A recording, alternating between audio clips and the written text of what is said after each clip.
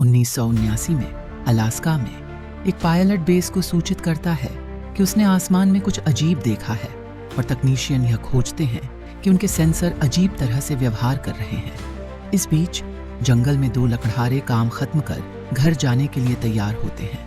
जैसे ही वे रवाना होते हैं, अचानक एक ट्रक कुछ सेकंड के लिए हवा में तैरने लगता है और फिर जमीन पर गिरकर दुर्घटनाग्रस्त हो जाता है। दूसरा लकड़हारा अपने दोस्त की जांच करने की कोशिश करता है, लेकिन तभी वह यह देखकर हैरान हो जाता है कि एक एलियन यान उसके ऊपर आ रहा है। वह तुरंत भागने की कोशिश करता है, लेकिन जल्द ही एलियंस उसे पकड़ लेते हैं और उसे अपहरण कर लेते हैं। वर्तमान समय में कैलिफोर्निया में कंप्यूटर इंजीनियर इसहाक नासा के कार्यालयों में पहुंचता है, जहां वह काम करता है। उसका सहकर्मी उसे बताता है कि उन्हें कनाडा से एक सिग्नल मिल रहा है जो अजीब है, क्योंकि उस क्षेत्र में कोई उपग्रह नहीं है। 1 साल बाद जब इसहाक कंप्यूटर पर काम कर रहा होता है, उसे एक अज्ञात स्रोत से एक सिग्नल मिलता है और वह सोचता है कि शायद यह कोई गड़बड़ी है। अगले दिन इसहाक अपने मनोचिकित्सक से मिलने जाता है, जो उससे कहता है कि आत्म उपचार की प्रक्रिया में मदद के लिए वह वीडियो डायरी रिकॉर्ड करना शुरू करे। इसहाक कैमरे के सामने थोड़ा अजीब महसूस करता है, लेकिन वह अपनी सोच को रिकॉर्ड करने की कोशिश करता है। एक दोपहर कैलिफोर्निया में हर कोई तब हैरान हो जाता है जब एक जलती हुई उल्का पृथ्वी के वायुमंडल में प्रवेश करती है। इसहाक पहाड़ों में अपने कैमरे के साथ घूम रहा होता है जब यह घटना घटती है, इसलिए वह कानून प्रवर्तन से बचकर सही जगह खोजने की कोशिश करता है ताकि वह रिकॉर्डिंग कर सके। उसे यह जानकर झटका लगता है कि वह उल्का दरअसल एक एलियन यान है जो पहाड़ों में उतरा है। अचानक यान गायब हो जाता है और एक एलियन उसके पीछे प्रकट होता है। जब इसहाक मुड़ता है तो वह अपनी आंखों पर विश्वास नहीं कर पाता, फिर भी वह रिकॉर्डिंग जारी रखता है। एलियन चला जाता है और इसहाक उसका पीछा करने की कोशिश करता है, लेकिन कुछ कदम चलने के बाद वह बेहोश हो जाता है। जल्द ही हर मीडिया आउटलेट उल्का और उससे जुड़े सिद्धांतों पर चर्चा करने लगते हैं। इसहाक की कार्य टीम को नमूने एकत्र करने के लिए भेजा जाता है, लेकिन वह काम पर नहीं पहुंचता। कुछ समय बाद इसहाक एक चट्टान पर जागता है और समझ नहीं पाता कि उसके साथ क्या हुआ। फिर वह अपना कैमरा उठाता है और एलियन की रिकॉर्डिंग देखकर उसे एहसास होता है कि वह वास्तव में सच था। शायद इसहाक का अपहरण कर लिया गया था। उसके हाथ में कुछ दर्द महसूस हो रहा था, लेकिन वह घायल नहीं लग रहा था। इसहाक अपने अपार्टमेंट की ओर लौटने की कोशिश करता है, लेकिन चीजें और भी भ्रमित होने लगती हैं। जब वह किसी वस्तु को बहुत देर तक घूरता है तो वह अचानक गायब हो जाती है और कुछ सेकंड बाद फिर से प्रकट होती है। पहले तो उसे लगता है कि यह उसके दिमाग की कोई चाल है, लेकिन यह बार बार होने लगता है। जब वह उस जगह को छूने की कोशिश करता है जहां वस्तु थी, तो उसे अपने हाथ के चारों ओर अजीब सा एहसास होता है। सोचते हुए कि शायद वह बीमार है, इसहाक अस्पताल जाता है, लेकिन डॉक्टर केवल यह कहते हैं कि वह डिहाइड्रेटेड है और उसे आराम की ज़रूरत है। हालांकि डॉक्टर इसहाक के हाथ के एक्सरे से उलझन में है, क्योंकि उसकी हड्डी में एक पतली दरार है जो इतनी सीधी है कि बिना किसी औजार के संभव नहीं हो सकती। फिर भी इसहाक की त्वचा पर कोई निशान नहीं है। इसके बाद इसहाक काम पर जाता है और उसका सहकर्मी उसे बिना बताए गायब होने के लिए सवाल करता है, यह बताते हुए कि इसहाक 3 दिनों से लापता था। जो हुआ उसे समझाने के बजाय इसहाक इसे दिखाने का फैसला करता है।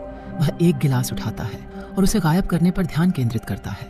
दुर्भाग्य से बैक इससे प्रभावित नहीं होता और बस गिलास उठाकर देखता है, क्योंकि वह अभी भी दिखाई दे रहा होता है। फिर इसहाक बैक को एलियन की रिकॉर्डिंग दिखाता है, लेकिन बैक को इस पर विश्वास नहीं होता।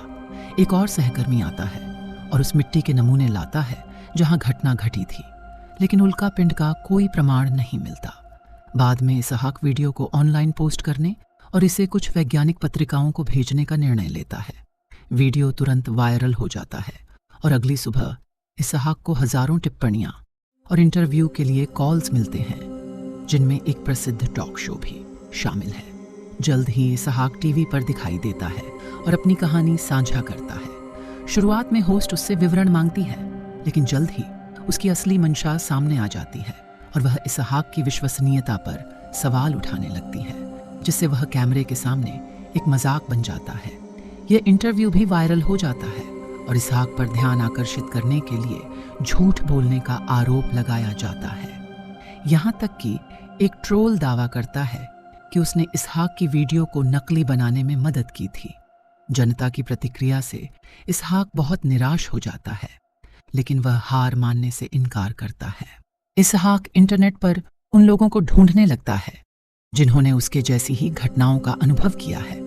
एक दिन एक व्यक्ति जिसने भी अपहरण का अनुभव किया था उसे मिलने के लिए तैयार हो जाता है और दोनों एक रेस्तरां में मिलते हैं। इसहाक उसे वीडियो फुटेज दिखाता है और ढेर सारे शोध पत्र निकालता है जो दिखाते हैं कि इतिहास में कई बार एलियंस को देखा गया है, यहाँ तक कि प्रसिद्ध वैज्ञानिकों द्वारा भी। इसके बदले में सारा उसे 1979 में अलास्का में एक एलियन अपहरण के बारे में बताती है। पीड़ित एक व्यक्ति था जिसका नाम कार्ल था, जो अपनी कहानी साझा करने के बाद गायब हो गया था। इस बीच जंगल में एक गुप्त केबिन में कार्ल बहुत उत्साहित होता है जब वह अपने उपकरणों पर एक अजीब सिग्नल पकड़ता है। कुछ समय बाद इसहाक टीवी पर एक व्यक्ति को देखता है जो उसकी वीडियो की लगातार आलोचना कर रहा है और इसे नकली बता रहा है। इससे प्रेरित होकर इसहाक अपनी फुटेज की प्रतियां बनाना शुरू करता है ताकि इसे कई मीडिया आउटलेट्स को भेज सके। जब उसके पास सभी लिफाफे तैयार हो जाते हैं तो वह उन्हें मेल बॉक्स में डालने की कोशिश करता है और ढेर के साथ संघर्ष करता है। तभी एक अजनबी व्यक्ति उसकी मदद की पेशकश करता है और इसहाक को पहचान लेता है। वह खुद को लेखक बताता है और इसहाक को अपना कार्ड देता है, यह कहते हुए कि अगर वह इंटरव्यू प्रकाशित करवाना चाहता है तो उससे संपर्क करे। जल्द ही और भी वैज्ञानिक टीवी पर यह कहने लगते हैं कि फुटेज नकली है। इसलिए इसहाक लेखक से संपर्क करता है और उसके कार्यालय में एक नियुक्ति लेता है ताकि अपनी कहानी को वैधता मिल सके। लेखक इसहाक से कहता है कि वह एक लाई डिटेक्टर टेस्ट कराए। इस दौरान इसहाक से उसके बारे में और घटना के बारे में कई सवाल पूछे जाते हैं और इसहाक के सभी उत्तर सही निकलते हैं। लेखक उसे थोड़ी देर इंतजार करने के लिए कहता है और कमरे से बाहर चला जाता है। कुछ सेकंड बाद 2 रहस्यमय एजेंट वहां आते हैं और उसे किडनैप करने की कोशिश करते हैं। इसहाक उनके खिलाफ संघर्ष करता है और भागने में कामयाब हो जाता है, लेकिन अचानक उसे एक ट्रैंक्विलाइजर से मार दिया जाता है और उसे पकड़ लिया जाता है। जब इसहाक आखिरकार होश में आता है तो वह खुद को एक रहस्यमय सुविधा में पाता है जहां उसे एंड्रॉइड्स द्वारा ले जाया जा रहा होता है। चलते समय इसहाक देखता है कि उनके पास सारा भी है और वह उसके लिए चिल्लाता है, लेकिन वे दोनों को अलग अलग कमरों में ले जाते हैं। एंड्रॉइड्स इसहाक को एक कुर्सी से बांध देते हैं और कांच के पीछे ग्रेव्स प्रकट होता है, यह कहते हुए कि इसहाक के पास कुछ बहुमूल्य जानकारी है जो मानवता की मदद कर सकती है। फिर ग्रेव्स इसहाक पर कुछ टेस्ट करता है, उसे अलग अलग वस्तुओं को घूरने के लिए कहता है, लेकिन चाहे वह कोई भी वस्तु चुने कुछ भी नहीं होता।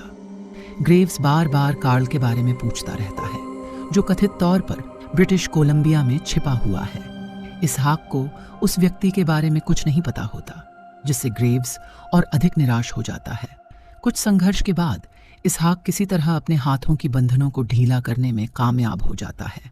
फिर वह उपकरणों को तोड़ता है और उनका उपयोग करके एंड्रॉइड्स को नष्ट कर देता है जो अजीब चमकदार तरल निकालने लगते हैं। इसहाक तेजी से भागते हुए सारा को अगले कमरे में पाता है। वह अपनी शक्ति का उपयोग करके दरवाजा खोलता है और तुरंत उसे आज़ाद करता है ताकि वे दोनों एक साथ भाग सकें। वे कुछ गलियारों से होकर भागते हैं ताकि पीछा करने वालों से बच सके। इसहाक उस एंड्रॉइड से एक बंदूक उठा लेता है जिसे उसने नष्ट किया था और भागते समय पीछे की ओर गोली चलाता है। कुछ और मोड़ों के बाद इसहाक अपनी शक्ति का उपयोग करके एक और दरवाज़ा खोलता है और उसे पीछे से बंद कर देता है, जिससे दोनों सुरक्षित रूप से बाहर पहुंच जाते हैं। उसी क्षण वे एक गाड़ी वाले व्यक्ति को पास से गुजरते हुए देखते हैं और महसूस करते हैं कि वे अब यूएसए में नहीं हैं। अंदर ग्रेव्स एंड्रॉइड्स को आदेश देता है कि वे जोड़ी को ढूंढें और पकड़ लें, यह सोचते हुए कि वे कार्ल को ढूंढने के लिए ब्रिटिश कोलंबिया जा रहे होंगे। काफ़ी देर दौड़ने के बाद इसहाक और सारा एक शहर तक पहुंचने में कामयाब हो जाते हैं और पता चलता है कि वे कोस्टारिका में हैं। वे सहमति देते हैं कि उन्हें इस कार्ल नाम के व्यक्ति को ढूंढना चाहिए। एक बार में एक लड़की उन्हें स्थानीय हैकर से मिलने के लिए दिशा निर्देश देती है। जैसे ही वे उसकी मदद मांगते हैं, ग्रेव्स के लोग शहर में उनके बारे में पूछताछ करने लगते हैं। जल्द ही एंड्रॉइड्स उनके और करीब आ जाते हैं, लेकिन सौभाग्य से और समय रहते भाग जाता है। वह हैकर उन्हें जंगल में अपने पेड़ के घर में ले जाता है, जहां वह कुछ महत्वपूर्ण जानकारी प्रकट करता है। जो एजेंट उनका पीछा कर रहे हैं वे ISRP अंतर्राष्ट्रीय अंतरिक्ष अनुसंधान कार्यक्रम से हैं, जिसे संयुक्त राष्ट्र एजेंसी चलाती है। हैकर उनकी मदद करने के लिए सहमत हो जाता है ताकि वे कार्ल को ढूंढ सके, जिसके बारे में कहा जाता है कि उसका कनेक्शन कहीं से भी ट्रैक नहीं किया जा सकता। जैसे ही हैकर कार्ल का पता लगाने पर काम करता है, सारा इसहाक को अपने एलियन अपहरण के अनुभव के बारे में बताती है। कुछ ही देर बाद हैकर कहता है कि वह कोई प्रगति करने में असफल हो रहा है। इसहाक ब्रिटिश कोलंबिया का जिक्र करता है और अचानक उसे अपने काम पर मिला कनाडाई सिग्नल याद आता है। इसहाक की वर्क कंप्यूटर को हैक करके आखिरकार वे कार्ल का पता लगाते हैं, जो सचमुच कनाडा में है। समूह कार्ल को कॉल करने की कोशिश करता है, लेकिन जैसे ही कार्ल उनकी आवाज सुनता है वह फोन काट देता है।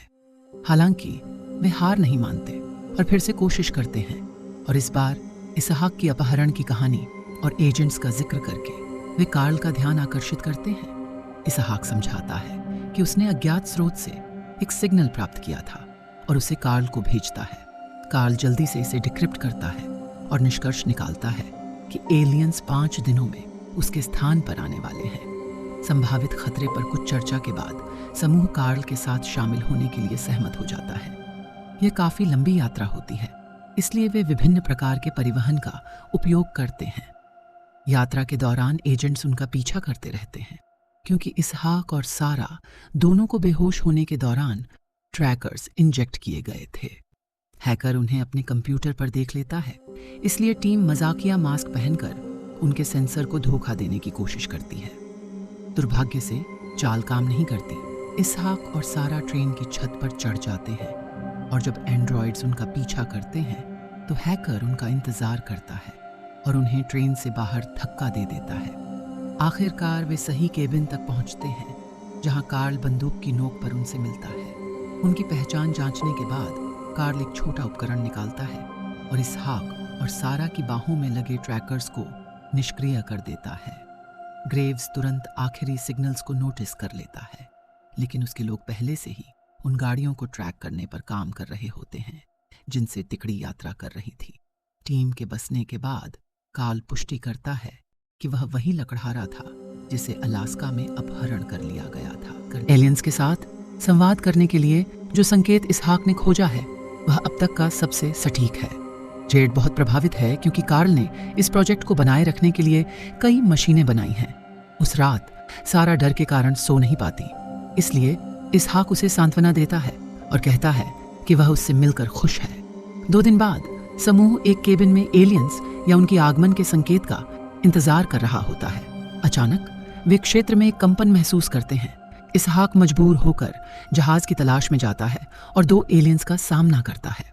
जीव सहयोग करते हैं और उसे केबिन में ले जाते हैं, जहां कार्ल का उपकरण दोनों पक्षों के लिए अनुवाद करता है ताकि वे बातचीत कर सके। एलियंस बताते हैं कि उनकी जाति ने भौतिक दुनिया के हर पहलू पर विजय प्राप्त कर ली है, चिकित्सा से लेकर तकनीक तक, और अब वे किसी बड़े और अज्ञात चीज की तलाश में हैं, जैसे ब्रह्मांड की उत्पत्ति। वे इंसानों का अध्ययन कर रहे हैं क्योंकि उनमें विशेष कार्य की मात्रा है, और जब वे इसहाक को छूते हैं तो वे उसे यीशु का एक दृष्टांत दिखाते हैं। स्पष्ट रूप से वे मानते हैं कि यीशु हर चीज की उत्पत्ति है, क्योंकि वह इंसान है जिनमें सबसे ज्यादा या उनके अनुयायी हैं। सारा यह पूछने का मौका लेती है कि उसके हाथ हमेशा क्यों दुखते हैं जब से उसका अपहरण हुआ था, जिससे एलियन एक ब्रेसलेट उपकरण निकालता है जो वह उसके हाथ में डालता है। अचानक उसका हाथ खुलता है, जिससे ट्रैकर प्रकट होता है जो एलियंस ने उसमें लगाया था, और अब वे इसे वापस ले लेते हैं। उसके हाथ को फिर से सामान्य दिखाते हैं। इसके बाद वे इसहाक के हाथ पर काम करना शुरू करते हैं, लेकिन तभी ग्रेव्स और उसके एजेंट आ जाते हैं और उनकी कारों से रास्ता ब्लॉक कर देते हैं। ग्रेव्स कार्ल से बाहर आने के लिए कहता है और उसके पिता के बारे में स्पष्टीकरण मांगता है, जो लकड़हारा था और जो दुर्घटनाग्रस्त ट्रक में मारा गया था और जिसका शव गायब हो गया था। जब ग्रेव्स खुली आग का धमकी देता है तो कार्ल अंततः बाहर आता है और बताता है कि उसे अपने सहकर्मी के शरीर के बारे में नहीं पता है, जैसा कि उसने पहले भी कहा था। ग्रेव्स अब भी उस पर विश्वास नहीं करता और अपने लोगों को उसे गोली मारने के लिए कहता है। सारा तुरंत बाहर दौड़कर उसे चेक करने के लिए जाती है, केवल उसे भी गोली लग जाती है। केबिन में एलियंस ने इसहाक के हाथ का काम पूरा कर लिया है और उसे अंतिम सलाह देते हैं कि उसे अपनी इंद्रियों का उपयोग करना चाहिए और ध्यान केंद्रित करना चाहिए। जैसे ही एलियंस गायब होते हैं, इसहाक ध्यान केंद्रित करता है और अंततः अपनी शक्ति पर नियंत्रण पाता है। गायब होकर इसहाक सारा को उठाता है, जबकि एजेंट केबिन पर गोलियां चलाते हैं। फिर इसहाक कार्ल और सारा को भी उठाता है, उन्हें अदृश्य क्षेत्र में रखता है जहां वे फिर से एलियंस से मिलते हैं। जीव तुरंत सारा और कार्ल की मदद करते हैं, जबकि जेड केबिन में प्रवेश करता है, लेकिन उसे खाली पाता है, जबकि सभी एजेंट उलझन में हैं। समूह सड़क पर एलियंस का पीछा करता है, बिना देखे हुए पुरुषों के बीच चलते हुए। जल्द ही स्पेसशिप को ग्रह छोड़ते हुए देखा जाता है। 6 महीने बाद सारा और इसहाक एक युगल के रूप में कोस्टा रिका में शांत जीवन बिता रहे हैं। इसहाक के पास अभी भी अपनी शक्ति है और कभी कभी इसे काम पर चीजें तेजी से करने के लिए इस्तेमाल करता है। जेड और कार्ल झुमा के लिए एक साथ काम कर रहे हैं, एक नई अंडरग्राउंड टेक इंटेलिजेंस एजेंसी, और ग्रेव्स को अपने काम से निकाल दिया जाता है क्योंकि उसने चीज़ों को बहुत दूर ले जाने की कोशिश की। हमारे चैनल को सब्सक्राइब करना न भूलें और नोटिफिकेशन ऑन करें ताकि आप इस तरह के और वीडियो देख सकें।